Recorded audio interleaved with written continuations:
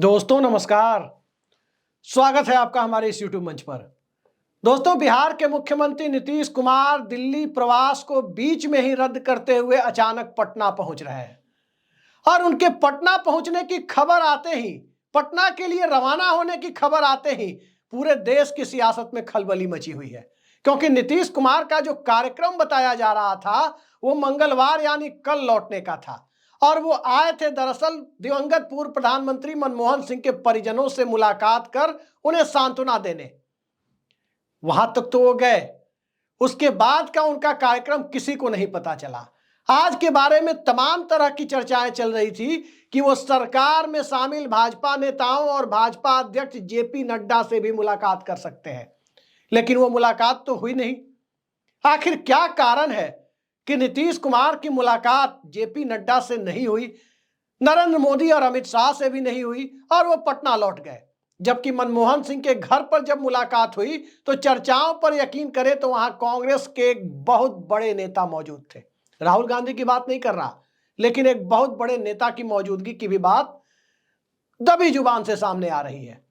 अब सवाल यह उठता है कि एक तरफ बिहार में राजनीतिक सरगर्मियां पहले से ही तेज है कि जनता दल यूनाइटेड भारतीय जनता पार्टी की राजनीतिक मंशा को भांप चुकी है।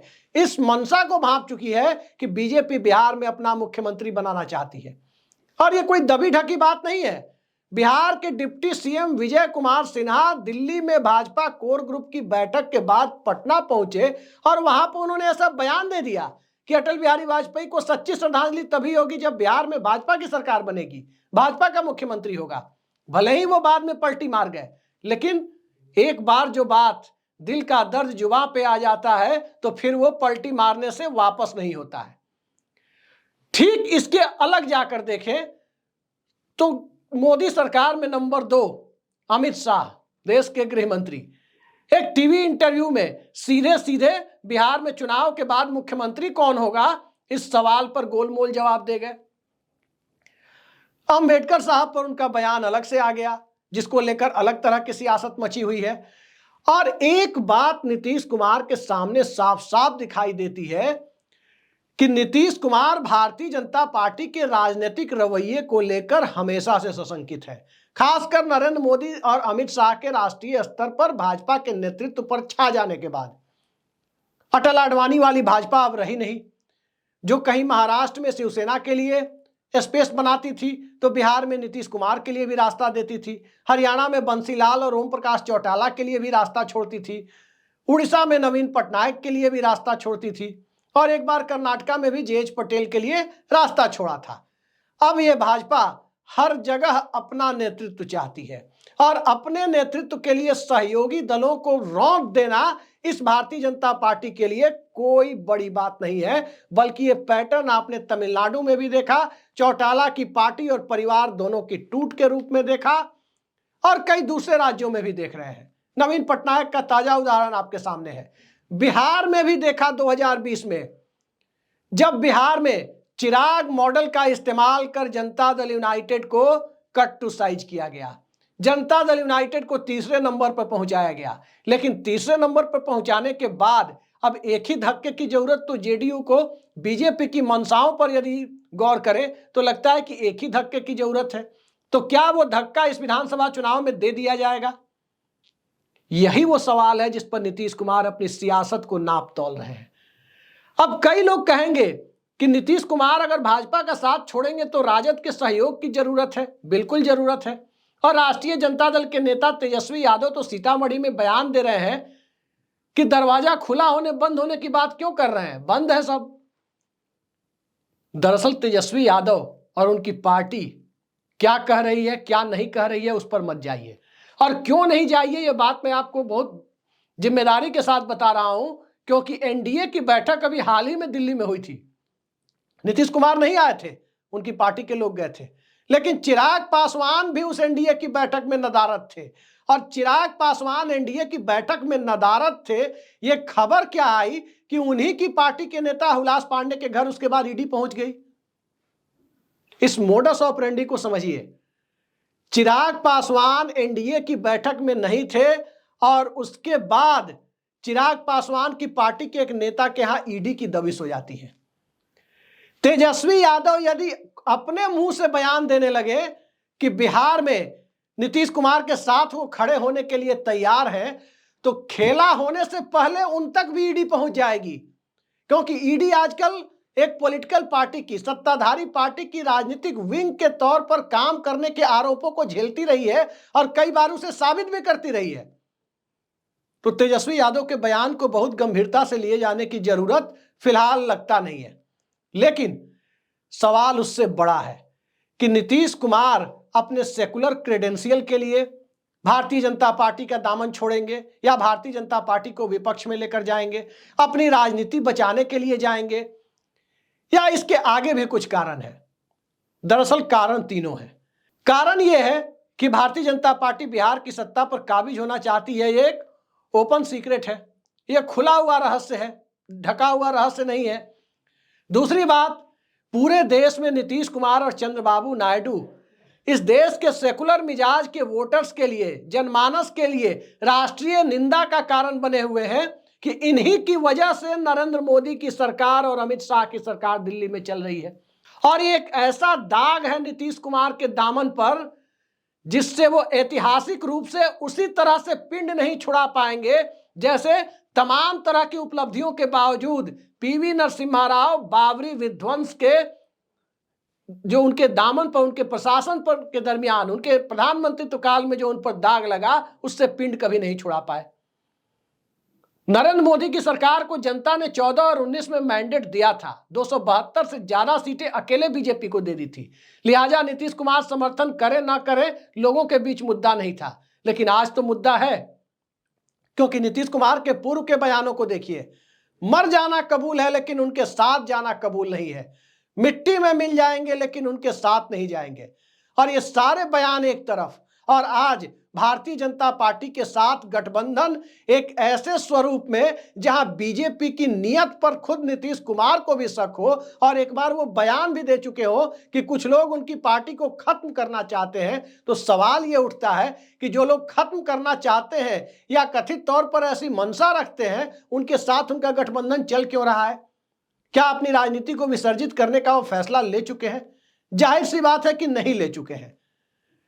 जनता दल यूनाइटेड की बैठक कब होगी औपचारिक तौर पर यह कहा नहीं जा सकता, लेकिन नीतीश कुमार दिल्ली आए उसमें 2-3 चीजों पर ध्यान रखना जरूरी है। पहला, पिछले 2-3 सालों के घटनाक्रम पर आप नजर डालें और उसमें एक भी फुटेज अगर कोई दिखा दे जब नीतीश कुमार अपनी पार्टी के 4 नेताओं या एकाध ब्यूरोक्रेट, जी हां 4 नेता, दिल्ली में 2 ललन सिंह और संजय झा, पटना में अशोक चौधरी और विजय चौधरी, या एक रिटायर्ड ब्यूरोक्रेट जो उनके साथ अभी काम कर रहे हैं, इन 5 में से कोई ना कोई एक हर दौरे पर उनके साथ रहा है। इस बार उनमें से कोई नहीं था उनके साथ। यह बहुत बड़ा आश्चर्य है। अब इसके 2 कारण हो सकते हैं। पहला कि नीतीश कुमार की टीम पर, उनके इर्द गिर्द के लोगों पर, चाहे जिस वजहों से हो, कहीं ना कहीं भारतीय जनता पार्टी के साथ सहानुभूति रखने का आरोप लगता रहा है। और दूसरा, नीतीश कुमार के स्वास्थ्य को लेकर जिस तरह की खबरें उड़ाई जाती रही है कि वो बिना किसी, इन 5 में से जिनका मैंने जिक्र किया, इन 5 में से किसी एक को कम से कम साथ लिए बिना वो कहीं जा ही नहीं सकते। ये मैसेज जो कन्वे हो रहा था, इस मैसेज को भी उन्होंने एक तरह से दरकिनार कर दिया है।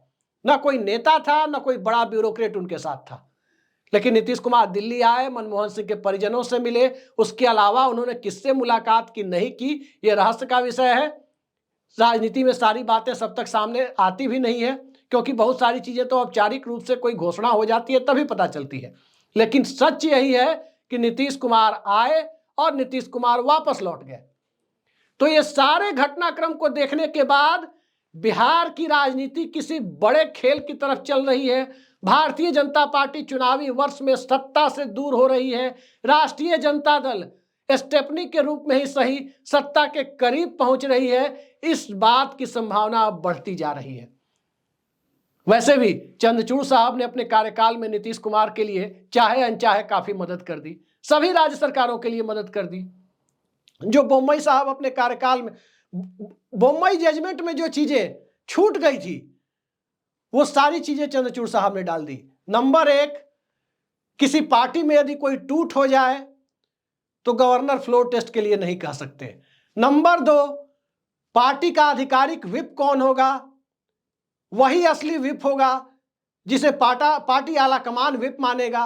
टूट के दिन जो आला कमान है, यह नहीं कि बाद में किसी को सिंबल दे दिया गया और वो असली पार्टी हो गई। जी नहीं, जिस दिन टूट हुई उस दिन जो पार्टी का आला कमान है उसी के द्वारा नियुक्त किया गया, उसी के द्वारा माना जाने वाला व्हिप असली व्हिप होगा। ये सारी बातें उन्होंने जब कह दी और फ्लोर टेस्ट पर, फ्लोर पर ही बहुमत का फैसला होगा, तो जब सारी बातें हो गई तो राजभवन के दुरुपयोग की गुंजाइश कम हो गई। लेकिन हां, राज्यपाल भी बिहार के बदल गए हैं, आरिफ मोहम्मद खान बिहार भेजे गए हैं, मजे हुए राजनीतिक खिलाड़ी हैं। लेकिन आरिफ मोहम्मद खान के कोर्ट में बॉल तभी जाएगी जब नीतीश कुमार 2017, 2022 और 2024 वाले फॉर्मूले पर आगे बढ़े, यानी इस्तीफा देकर दोबारा शपथ लेना। और इतने सीजन्ड पॉलिटिशियन नीतीश कुमार ये काम करेंगे कि खुद इस्तीफा देकर बॉल गवर्नर के कोर्ट में डाल देंगे, ताकि बीजेपी पर्दे के पीछे से महाराष्ट्र में जो 2019 में सुबह 5 बजे सरकार को शपथ दिलवाने वाला खेल जो की थी वो बिहार में कर सके। इसकी गुंजाइश न के बराबर है, क्योंकि नीतीश कुमार इस परिस्थिति में अब ऐसा नहीं कर सकते, चुनावी साल में ऐसा नहीं कर सकते। अगर बिहार में कोई खेल हुआ, अगर बिहार में कोई बिसात अंदर खाने बिछी हुई है, तो वो बिसात इस बार उसी रूप में सामने आएगी जिस रूप में 2013 में सामने आई थी, जब नीतीश कुमार ने तमाम भाजपा मंत्रियों को बर्खास्त कर दिया था। इस बार भी बर्खास्तगी होगी। बर्खास्तगी के बाद क्या होगा, आप लोग मीम के रूप में देखते हैं मोदी जी का एक स्पीच सोशल मीडिया साइट्स वगैरह पर, ज्यादा से ज्यादा है मेरा क्या कर लेंगे भाई। आपने देखा होगा, बहुत लोगों ने, हमारे दर्शकों ने देखा होगा। वही स्थिति नीतीश कुमार की है कि अगर भाजपा मंत्रियों को बर्खास्त कर देंगे तो ज्यादा से ज्यादा है मेरा क्या कर लेंगे भाई। गवर्नर साहब कहेंगे फ्लोर टेस्ट हासिल कीजिए, तभी नए मंत्रियों को शपथ दिलाएंगे।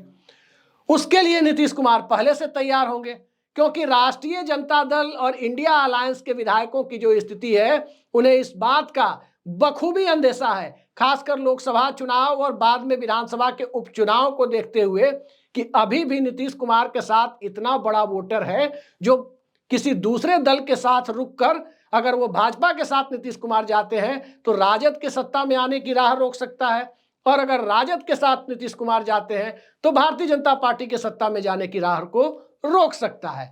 और दूसरी बात उसके साथ ये हो जाती है कि अगर नीतीश कुमार को पॉलिटिकली फिनिश करने के ऑपरेशन में राष्ट्रीय जनता दल पर्दे के पीछे से भारतीय जनता पार्टी की भागीदार बनती है कि बीच से नीतीश कुमार को हटाओ, तो उस परिस्थिति में MY समीकरण वर्सेस ऑल की स्थिति उत्तर प्रदेश की तरफ बिहार में भी खड़ी हो सकती है। यह बात लालू यादव बेहतर तरीके से जानते हैं, तेजस्वी यादव भी संभवतः बेहतर तरीके से जानते हैं, और पूरा India alliance including Congress, Rahul Gandhi और तमाम लोग इस बात को जानते हैं।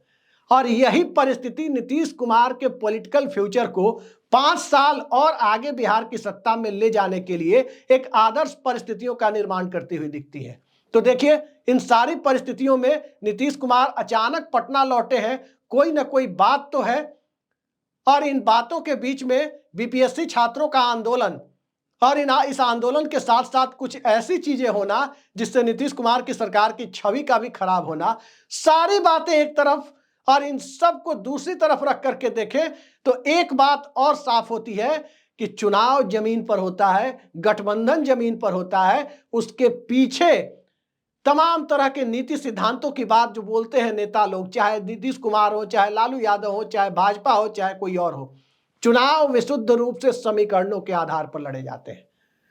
और नीतीश कुमार ने जिस तरह से भारतीय जनता पार्टी की जड़ में मट्ठा डाला, जी हां, ऐसा मट्ठा जाति गणना के माध्यम से डाला जिसने बिहार में बीजेपी के कोर वोटर को तो तितर बितर किया ही, उत्तर प्रदेश तक इसकी आंच पीढ़िए के रूप में पहुंच गई जब अखिलेश यादव ने भारतीय जनता पार्टी का पूरा खेल पलट दिया।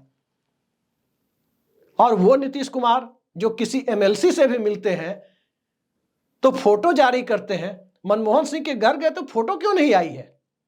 फोटो तो नहीं आई है ताकि लोग देखें कि कहीं कोई कांग्रेसी नेता तो नहीं था।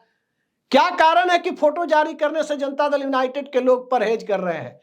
ना तो सोशल मीडिया में कहीं डाला गया, ना ही नीतीश कुमार के व्यक्तिगत प्रोफाइल पर सोशल मीडिया में कहीं डाला गया, ना जेडीयू के प्रोफाइल पर कहीं डाला गया। कुछ तो राज है जिसे राज बनाए रखा जा रहा है।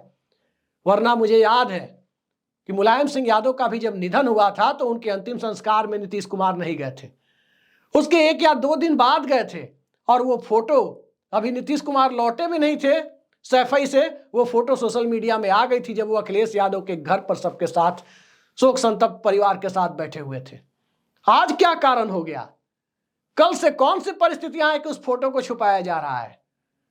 वही फोटो बिहार की सियासत के सारे राज उगल सकती है जिस फोटो को छुपाया जा रहा है। तो देखिए, कुछ राज है जिसे राजनेता राज रखना चाहते हैं और कुछ राज है जिसे रणनीतिक तौर पर समय अनुकूल आने पर उजागर भी करना चाहते हैं। नीतीश कुमार राज को राज बने रहने और बनाए रखने और किस राज को कब स्पिल द बीन्स यानी कि राज को खोलने की स्थिति में ले जाना है, इस टाइमिंग के इस देश में सबसे उस्ताद पॉलिटिकल खिलाड़ी है।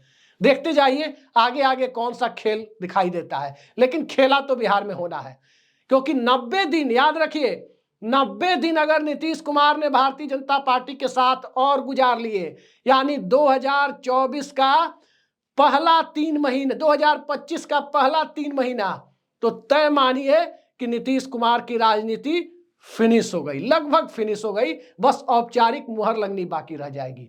लेकिन नीतीश कुमार इस परिस्थिति को क्या पढ़ पा रहे हैं? जब हमारे जैसे पत्रकार पढ़ पा रहे हैं तो स्वाभाविक है कि हमसे 2.5 गुनी उम्र के नीतीश कुमार या 2 गुनी उम्र के नीतीश कुमार तो जरूर पढ़ पा रहे हैं। देखते जाइए आगे होता क्या है। आज के लिए इतना ही। नमस्कार।